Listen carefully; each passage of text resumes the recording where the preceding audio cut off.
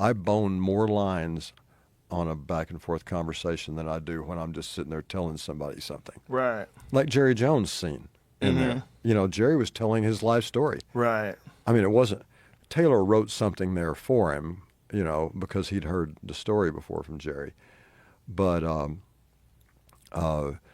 if it had been written and Taylor said, you got to write, you know, you got to say these words, Jerry probably wouldn't have done it, been able to do it. But the fact that Taylor said, just tell that story you told me. Yeah. It's his story. Yeah. It'd be like if I ask you, tell me your life story. Right. You know, you can do that. Right. And if you get a person who's not an actor to be themselves, they're better than actors.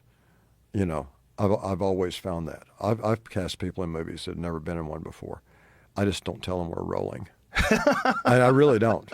In Sling Blade, the guy, Rick Dial, who played the guy that ran the Fix-It shop, the kind of big guy, I went to school with him since the third grade.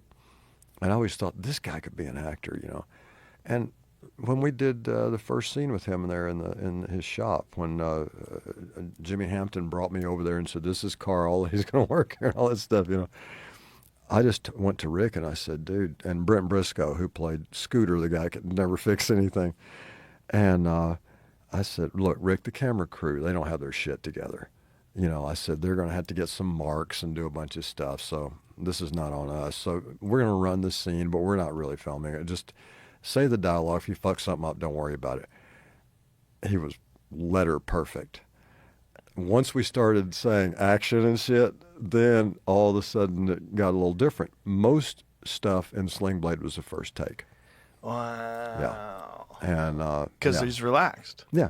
Yeah, the pressure of the moment. Action. Action's yeah. a crazy word. I hate it. I don't even, usually when I'm directing, I don't direct much anymore. But when I do, I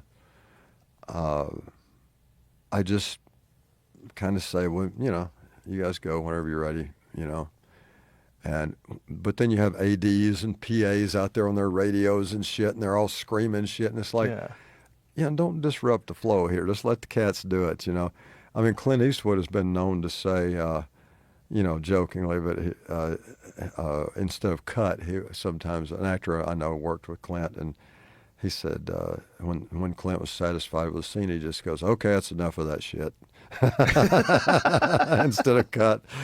But what was the process of like deciding to do Sling Blade? Like, how did, like, you know, you're obviously trying to find a vehicle for yourself, and they're not offering it to you, so you create it yourself. But like, what was the process? Like, how did you decide to do that guy? Like, what was it?